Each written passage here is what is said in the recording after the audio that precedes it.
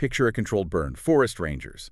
They set these small, manageable fires to clear out all the underbrush. Right, it's preventative. Exactly. It stops massive wildfires. It can even stimulate new growth. It's a necessary, calculated kind of destruction.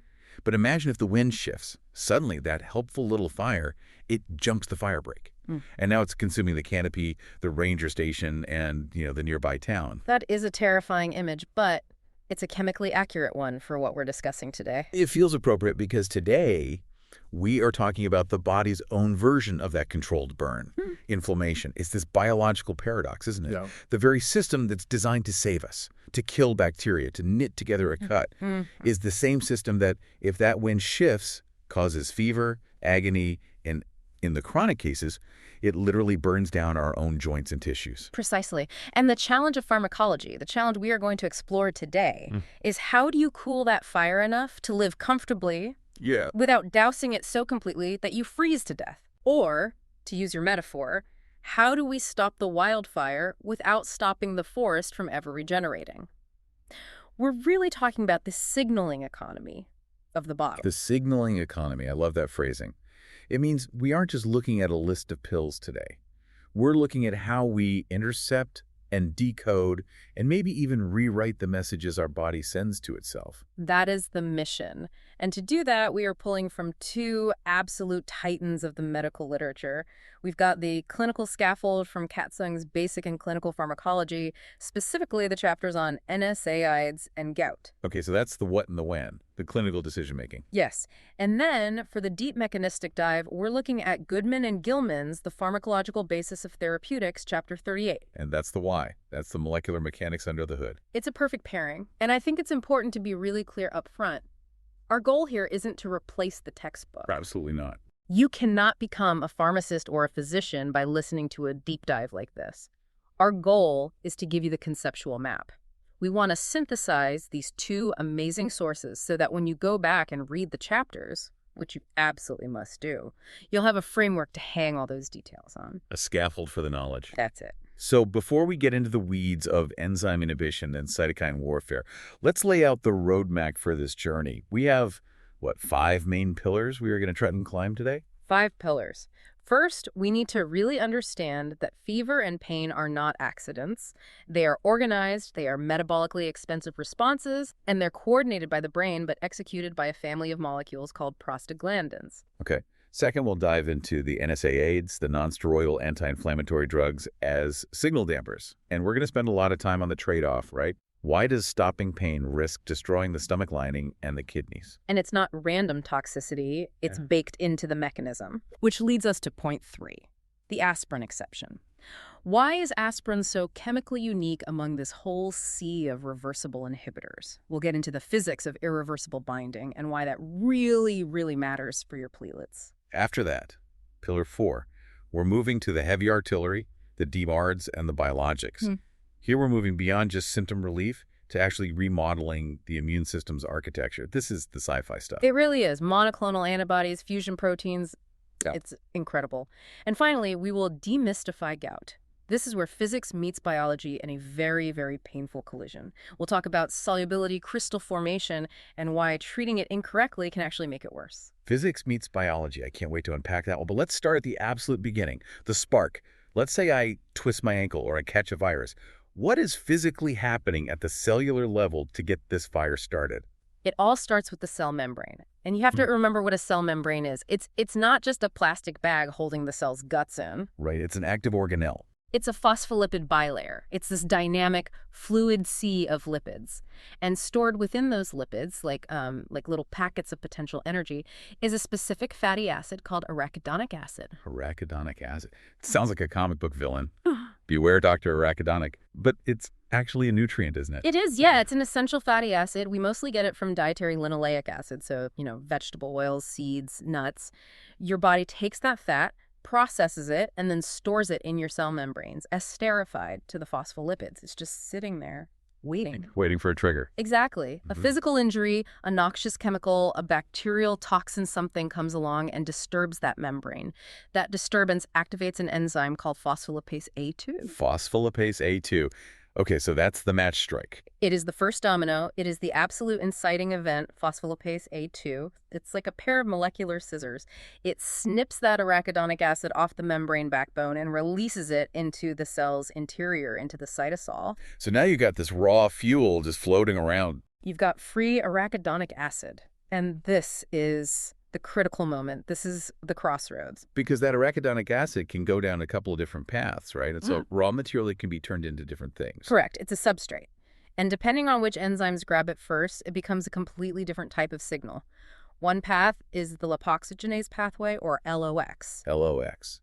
And that pathway creates leukotrienes. Yes. Leukotrienes they're potent bronchoconstrictors.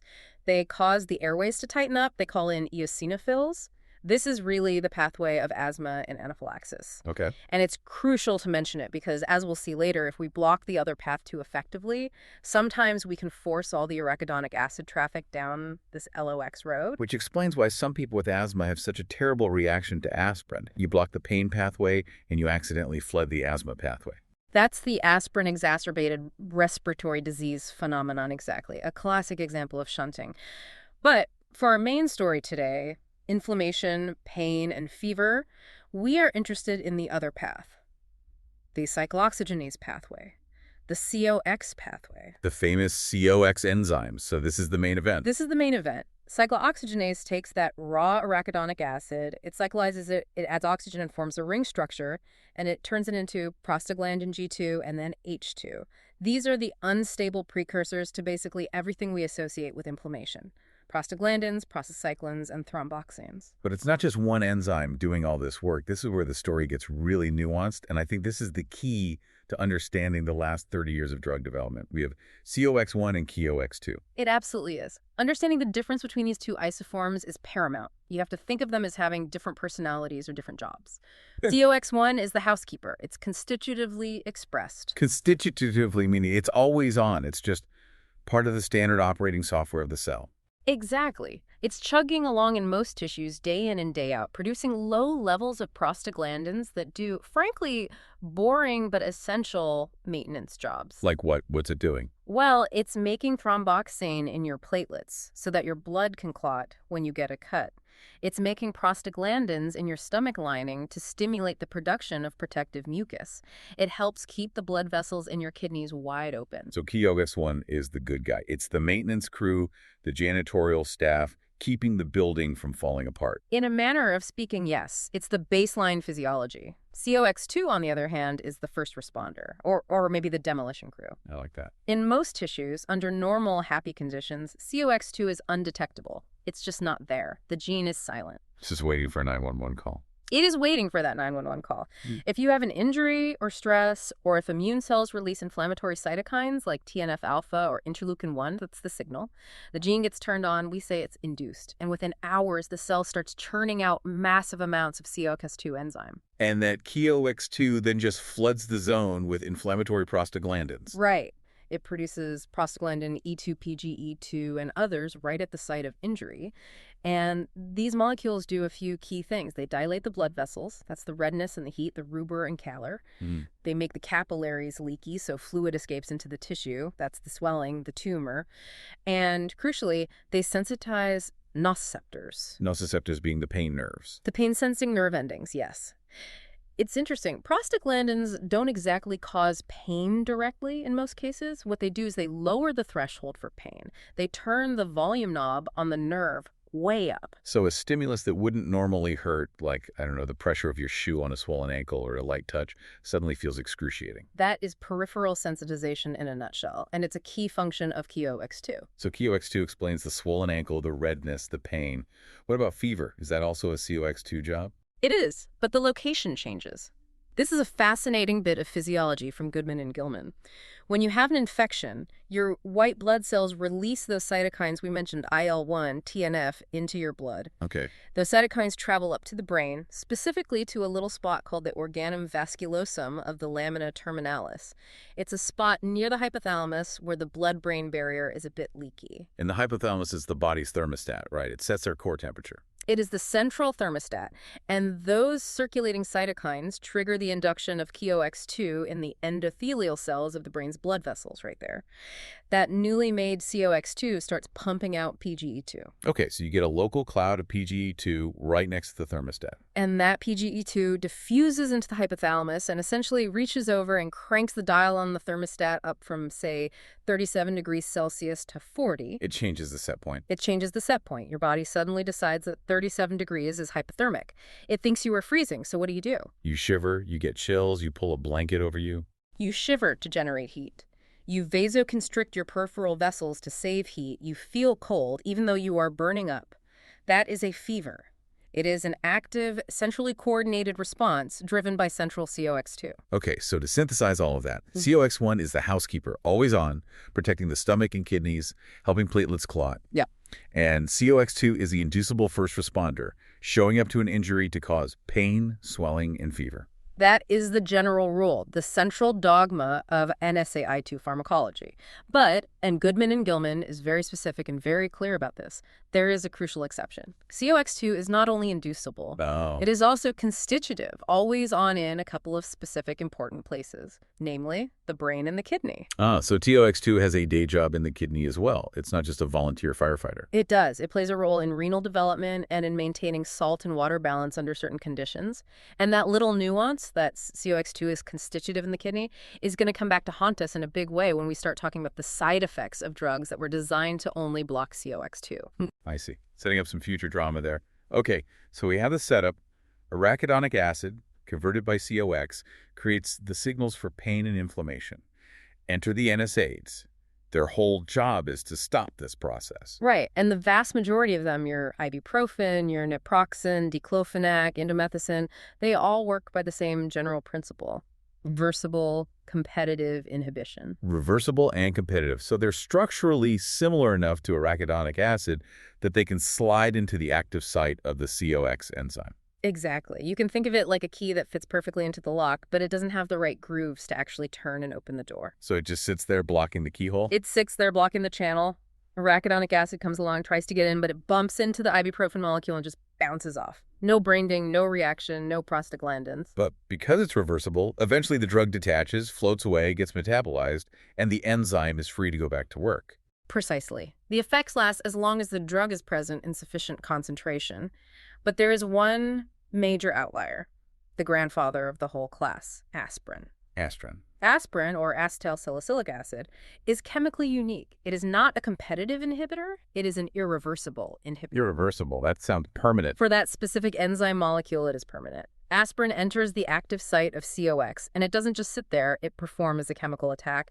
It transfers its acetyl group onto a specific serine residue. It's serine 530 in COX-1. So it's not just blocking the lock, it's pouring superglue into it. It covalently bonds to the enzyme. It acetylates it. It physically and permanently modifies the protein structure. That enzyme is now dead. It is catalytically incompetent. It will never process another molecule of arachidonic acid, ever. So the cell's only option is to just make a whole new enzyme from scratch. Exactly. And for most cells in your body, like the endothelial cells lining your blood vessels or the mucosal cells in your stomach, that's, it's annoying, but it's fine. They have a nucleus, they have DNA, they can just upregulate transcription and synthesize fresh COX protein. Recovery takes a few hours. But there's a big but coming here, isn't there?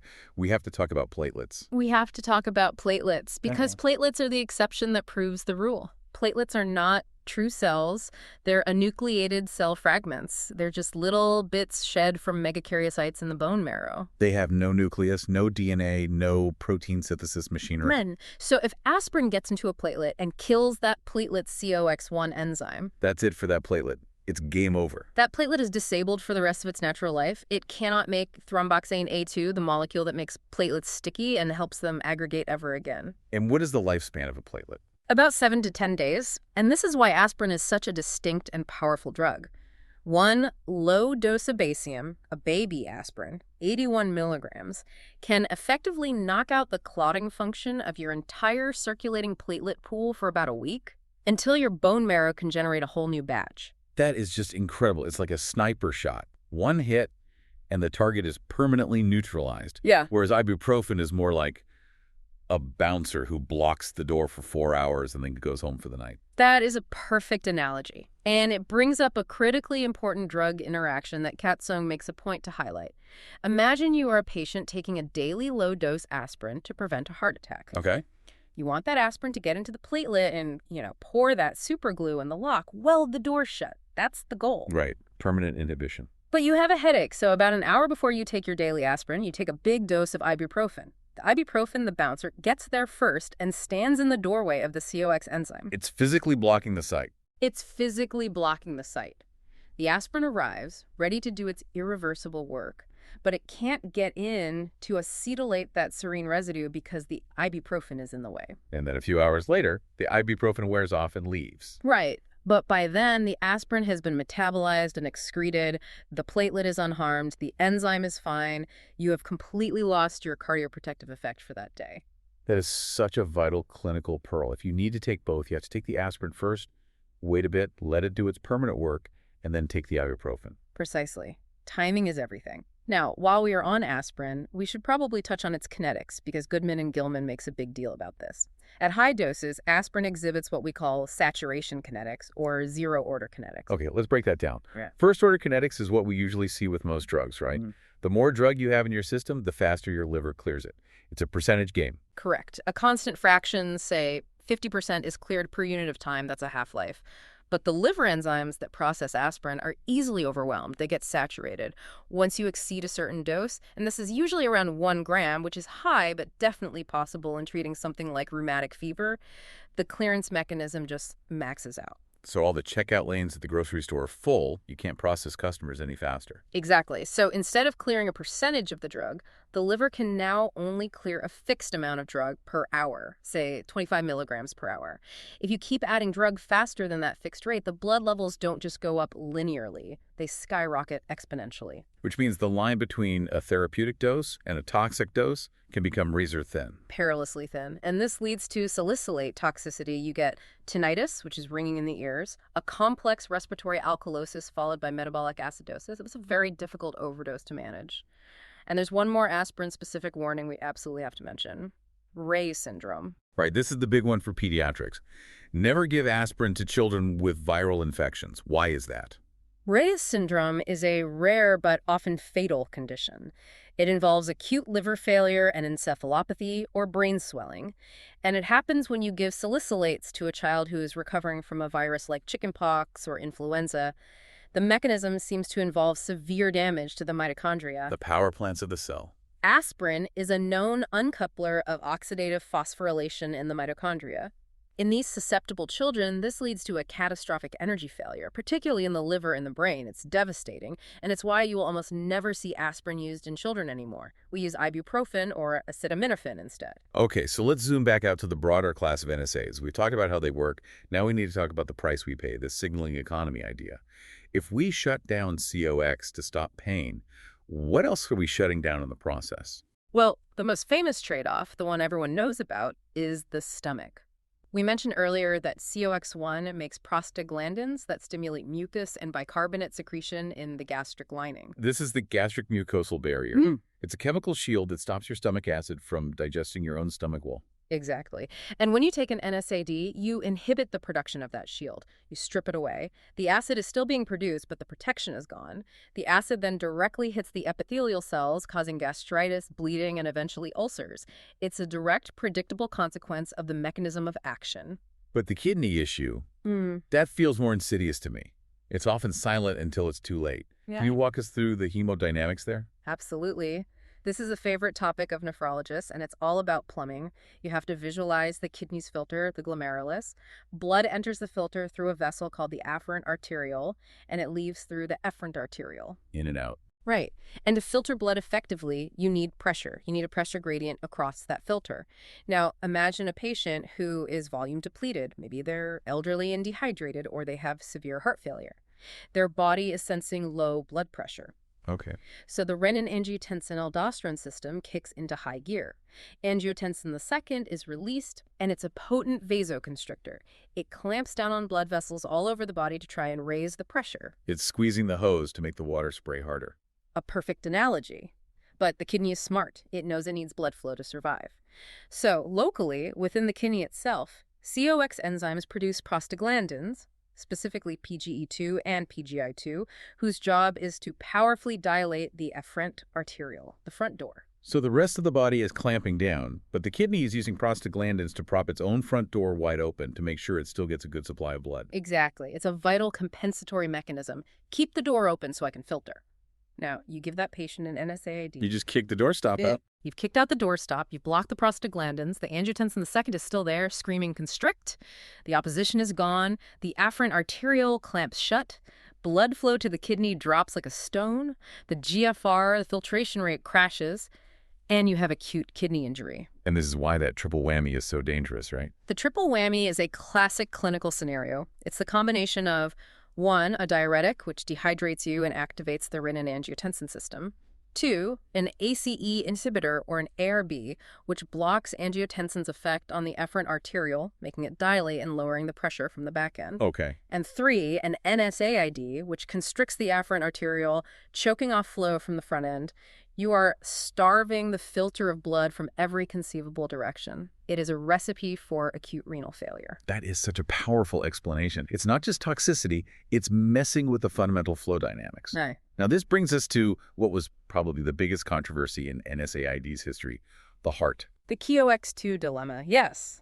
In the late 1990s, the logic seemed absolutely perfect. If COX-1 protects the stomach and COX-2 causes pain, well, let's just make a drug that only blocks COX-2. The super aspirin, all the pain relief, none of the ulcers. And this gave us celecoxib, which is Celebrex, and rofecoxib, which was Vioxx. And initially, they were a monumental success. They provided great pain relief, and they caused significantly less GI bleeding. It looked like a home run. But then these signals started to appear in the post-marketing data. Patients on Vioxx were having more heart attacks and stroke. Why? That seems so counterintuitive. If you're reducing inflammation, which we're always told is bad for the heart, why would you get more clots? It comes back to that idea of balance. There is a constant tug of war happening on the endothelial lining of your blood vessels. On one team, you have thromboxane A2. It's made by COX-1 in the platelets. Its job is to cause vasoconstriction and promote platelet aggregation. It is team clot. Okay, team clot. On the other team, you have prostacyclin, also known as PGI2. It's made by COX-2 in the endothelial cells themselves. Its job is to cause vasodilation and inhibit platelet aggregation.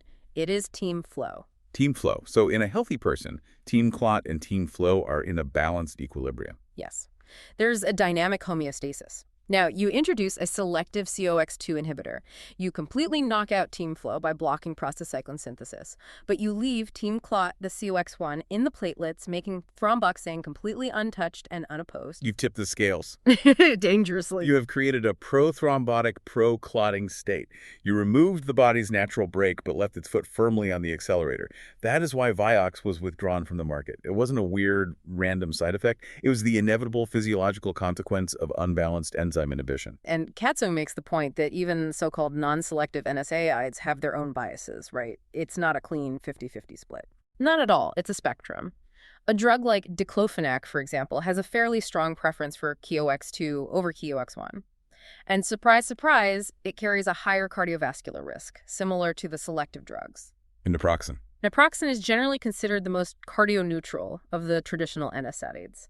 Its inhibition seems to be balanced enough that it suppresses thromboxane effectively, sort of like aspirin, while also suppressing the inflammatory prostacyclins. So the clinical takeaway is, if your patient has a high cardiovascular risk, you probably want to avoid selective COX-2 inhibitors and maybe lean toward naproxen if you have to use an NSAID at all. Correct. And always, always use the lowest effective dose for the shortest possible duration. Okay, let's shift gears completely.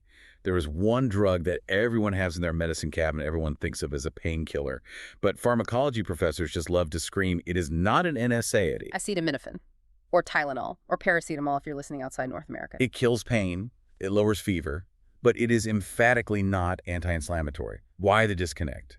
Well, if you have a swollen, red-hot knee from rheumatoid arthritis, Tylenol will do almost nothing for that inflammation.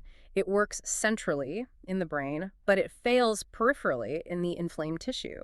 And the reason for this has been a mystery for decades, but Goodman and Gilman details what's now the leading theory. The peroxide hypothesis. The peroxide hypothesis. This sounds like some deep biochemical lore. It is. It's really cool. Here's the concept. Mm-hmm. At a site of severe inflammation, like that arthritic knee, the immune cells, the leukocytes, are going absolutely crazy. They're in a state of what's called respiratory burst, and they are releasing massive amounts of reactive oxygen species, specifically peroxides. So the local environment of the tissue is just flooded with peroxide. Exactly. It's a high peroxide environment. And it turns out that the acetaminophen molecule seems to work by interacting with the peroxide site on the COX enzyme. But, and here's the key, high levels of peroxides neutralize the drug. They essentially oxidize or outcompete the drug before it can inhibit the enzyme. So the inflammation itself protects the enzyme from Tylenol. That's kind of ironic. It is deeply ironic.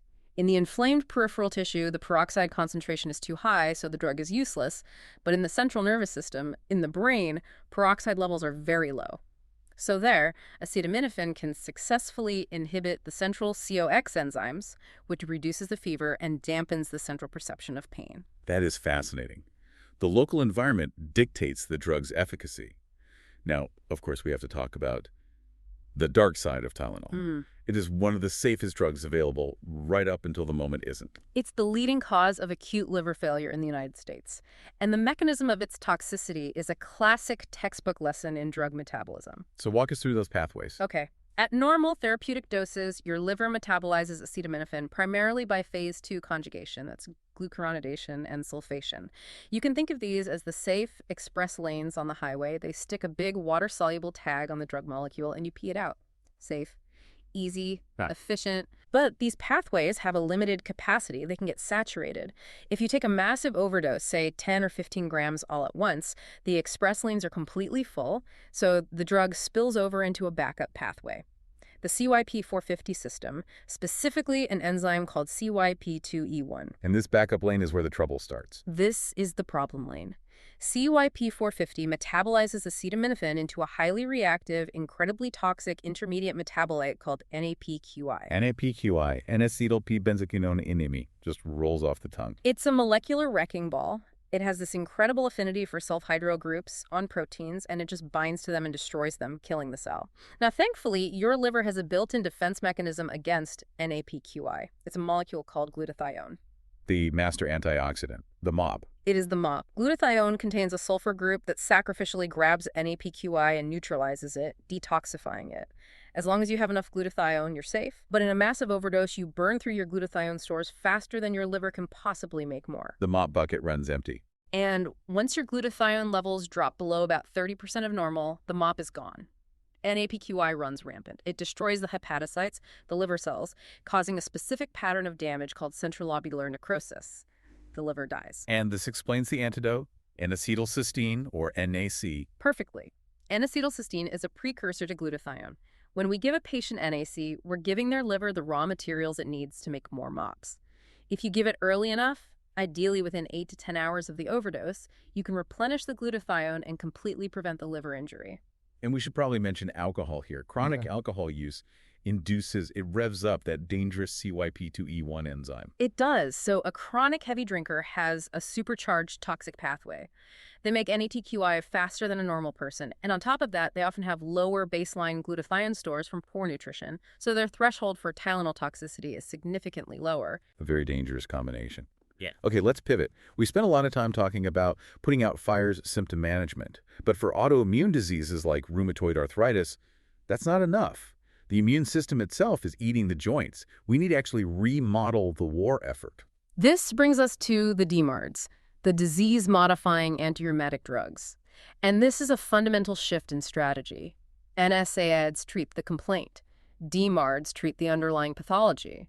The goal is to arrest the destruction. And we usually start with the older conventional synthetic drugs. Yeah. And the anchor here, the cornerstone, is methotrexate. Methotrexate, which was originally developed as a chemotherapy drug. Its primary mechanism is inhibiting an enzyme called dihydrofolate reductase. It stops cells from using folic acid to make new DNA and RNA. In cancer, that stops rapidly dividing tumors from growing. How does it work in arthritis? Well, in arthritis, we use much, much lower doses, given just once a week. And it does inhibit the proliferation of those rapidly dividing lymphocytes, the T cells and B cells that are attacking the joint. But Katsung points out that another really important mechanism, especially at these low doses, is that methotrexate increases the accumulation of adenosine in the tissues. Adenosine is a signaling molecule. And it is a potent natural anti-inflammatory signal. It essentially tells the angry white blood cells to calm down, so it's a multi-pronged attack. And it's still the gold standard first-line therapy for RA. But sometimes it's not enough. And that's what leads us into the science fiction era of pharmacology, the biologics. The BDRs are biologic DMARDs. This is where we moved from, carpet bombing the immune system to using sniper fire. Right. We identified the specific messenger molecules, the cytokines that were driving the inflammation, and we literally engineered proteins to go in and intercept them. And the most famous target is TNF-alpha. Tumor necrosis factor alpha. In rheumatoid arthritis, TNF is like the general of the inflammatory army. It binds to receptors on cells in the joint and screens orders to release collagenases and other enzymes that just eat away at cartilage and bone. So we built drugs like infliximab, adalimumab, which is Humira, and etanercept. Mm-hmm. How do these actually work? They aren't small chemical pills? No, they are massive proteins. They're monoclonal antibodies or fusion proteins. Take adalimumab. It is a fully human antibody that has been engineered in a lab to bind with incredible specificity just to TNF-alpha. It hunts it down in the bloodstream, grabs it, and neutralizes it before it can ever dock with a cell receptor. So it's like a Secret Service agent tackling the messenger before he can deliver the message. Exactly. Etanercept is slightly different. It's a fusion protein. It's essentially a decoy receptor. It looks exactly like the TNF receptor that's on a cell, but it's just floating free in the blood. So the TNF binds to the decoy instead of the real target. That's very clever. Now, you mentioned fully human versus, say, chimeric. Why does that matter? Well, infliximab, which was one of the earlier ones, is chimeric. It's about 75% human protein and 25% mouse protein. Mouse protein. Derived from murine mouse sources during the manufacturing process. The problem is your immune system is smart. It sees mouse protein and recognizes it as foreign, so your body can develop anti-drug antibodies. The body attacks the drug itself. Yes, you become immune to the cure. And that can cause infusion reactions, or it can just make the drug stop working over time. The newer drugs like adalimumab are fully humanized to try and minimize this problem of immunogenicity. Now back to our theme. Cooling the fire without freezing the house. TNF has a day job, right? It's not just there to cause arthritis. Oh, absolutely. TNF is a critical component of our defense against intracellular bacteria, and the classic example is tuberculosis. Ah, this is the granuloma concept. Right. If you breathe in TB bacteria and your immune system is healthy, it doesn't always kill them. It can't. So instead, it walls them off. Macrophages surround the bacteria, and TNF is the molecular mortar that holds that wall together. It creates a stable prison called a granuloma. The TB is alive, but it's imprisoned. We call that latent TB. So you have this prisoner locked away in the dungeon. Then you take a TNF inhibitor for your arthritis. You've just dissolved the mortar in the prison walls, the granuloma crumbles, the prisoner escapes, and you get reactivation tuberculosis, a fulminant disseminated infection that can be absolutely devastating. And that is why every single patient must be screened for latent TB before they ever start one of these biologic drugs. We are tinkering with the very foundations of our immune defense. We are, and the field is moving so fast. We now have IL-6 inhibitors like tocilizumab, IL-17 inhibitors, drugs that deplete B cells like rituximab. We're learning to target the specific cytokine profile that's driving a patient's individual disease. Okay, final pillar. We've done the systemic fire of autoimmunity. Now let's talk about a very localized, excruciatingly painful explosion. Let's talk about gout. Gout, the disease of kings. But it's really a disease of chemistry and physics. It's caused by high levels of uric acid. But I was surprised to learn from the sources that, well, we are all basically walking around on the edge of a precipice when it comes to uric acid. They truly are. Uric acid is the final metabolic end product of purines, adenine, and guanine from DNA breakdown. Now, most other mammals have an enzyme called uricase that breaks uric acid down further into allantoin, which is very, very soluble. You just pee it out, no problem. But humans don't have that enzyme. Humans lost the gene for uricase during our evolution, so we are stuck with uric acid. And uric acid is poorly soluble in water. The saturation point in human blood is about 6.8 milligrams per deciliter, and the average human's level is somewhere between 6.0 and 6.8. So we are literally a saturated solution just waiting to precipitate. We are living at the absolute limit of solubility. If you get dehydrated, or you eat a big steak, which is high in purines, or you drink a lot of alcohol, which competes for excretion in the kidneys, your levels spike. and the crystals form. Why the big toe? Why is that the classic spot for a gout attack? It's pure physics. Solubility decreases as temperature drops. The big toe is one of the farthest points from the warm core of the body. It is often the coldest joint, and that cooler temperature just lowers the solubility threshold enough for the crystals to precipitate out right there in the joint space. Needle-like monosodium urate crystals. Ouch. But Katzen makes a huge point here. The crystal itself isn't what causes the pain. You can have crystals in a joint and have no symptoms. Correct. The pain is the violent immune reaction to the crystal. It's a case of mistaken identity. A macrophage, a resident immune cell in the joint, comes along and eats the crystal. The crystal is sharp. It physically punctures the lysosome inside the macrophage. That sounds bad. It's a catastrophic danger signal. It triggers the assembly of a massive protein complex inside the cell called the NALP3 inflammasome. The inflammasome. That sounds like a transformer. It acts like one. It's an activation platform. Its job is to activate a powerful cytokine called interleukin-1 beta, or IL-1 beta. And IL-1 beta is a 5-alarm fire siren. It screams, "Invasion!" and calls in the neutrophils. The neutrophils swarm the joint, they degranulate, they release enzymes, free radicals. That is the gout flare. It's an innate immune explosion directed at a rock. So to treat the acute flare, we need to stop that explosion. We can use high-dose NSAIDs or steroids, but we also have a very specific drug, colchicine. Colchicine is fascinating. It's an ancient drug, an alkaloid from the autumn crocus flower. And it works by binding to tubulin. Tubulin is the protein that makes up microtubules, the skeleton of the cell. Exactly. The cytoskeleton and also the train tracks of the cell. Neutrophils need those microtubule tracks to crawl, to migrate from the blood into the joint. Colchicine binds to tubulin and prevents it from polymerizing. It breaks the tracks. So the neutrophils are frozen in place. They can't get to the fight. They're paralyzed. It arrests their motility. But tubulin is also absolutely essential for cell division, for mitosis. So if you take too much colchicine, you stop all rapidly dividing cells in the body. Which is what leads to the classic side effects. Severe diarrhea, nausea, vomiting. The epithelial lining of your gut turns over every few days. Colchicine hits the gut cells just like it hits the neutrophils. It has a very narrow therapeutic window. So that's how we put out the fire. But to prevent the next one, we have to lower the overall uric acid level. And that's where allopurinol comes in. Allopurinol is a xanthine oxidase inhibitor. Xanthine oxidase is the final enzyme in the pathway that produces uric acid. So allopurinol stops the production at the source. Instead of making uric acid, your body excretes the precursors, xanthine and hypoxanthine, which are much more soluble. But there is a huge trap here, a paradox that clinicians have to be very aware of, the mobilization flare. This is one of the most counterintuitive things in rheumatology. You start a patient on allopurinol to treat their gout. You successfully lower the uric acid level in their blood, and suddenly they have the worst, most agonizing gout attack of their life. Why? You're fixing the problem. Think of a muddy riverbed that's been there for years. If you suddenly drop the water level really fast, what happens to the mud on the banks? It starts to dry out and crack and crumble back into the stream. Precisely.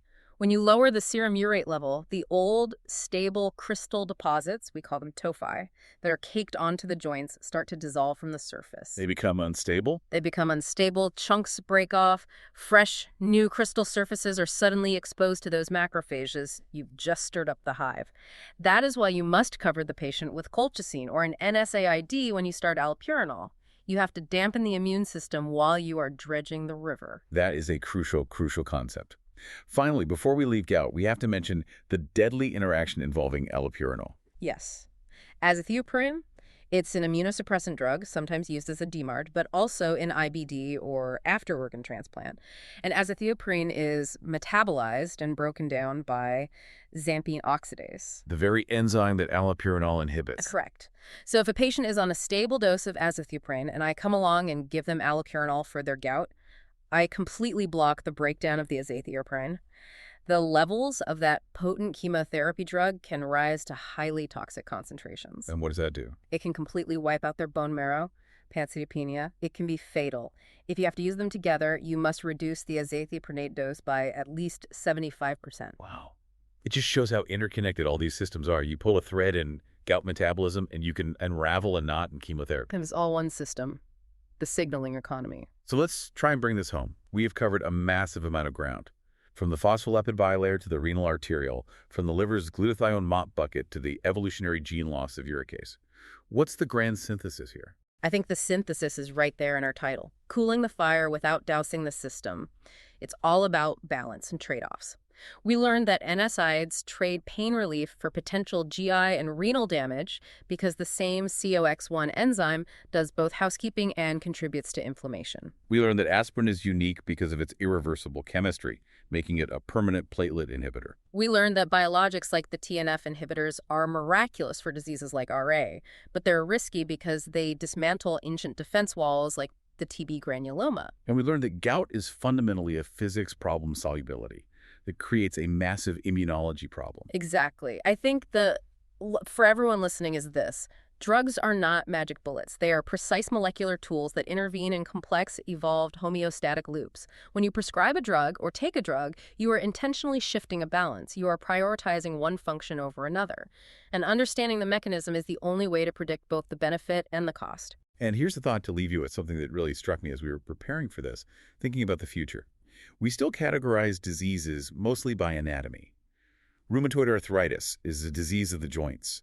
Ulcerative colitis is a disease of the gut. Psoriasis is a disease of the skin. Right, an organ-based system. But the drugs, these modern biologics, they don't care about the organ. An anti-TNF drug works for arthritis and for colitis and for psoriasis because they all share the same underlying molecular driver. That is the profound shift that's happening right now. So are we moving toward a future where we don't diagnose arthritis, where we diagnose TNF excess syndrome or IL-17 dysregulation? I believe we are. We are moving from an anatomical taxonomy of disease to a mechanistic taxonomy. We will treat the pathway, not just the location of the fire. And that is going to require an even deeper understanding of this incredible signaling economy. Which is why you need to go read the book. We've given you the map, we've given you the framework, but the territory is in Katzum chapter 36 and Goodman and Gilman chapter 38. Go look at the chemical structures. Trace the pathways on the page. The depth is in the reading. That's where the real learning happens. Thank you for diving deep with us. Keep the fire controlled, and we'll see you on the next one.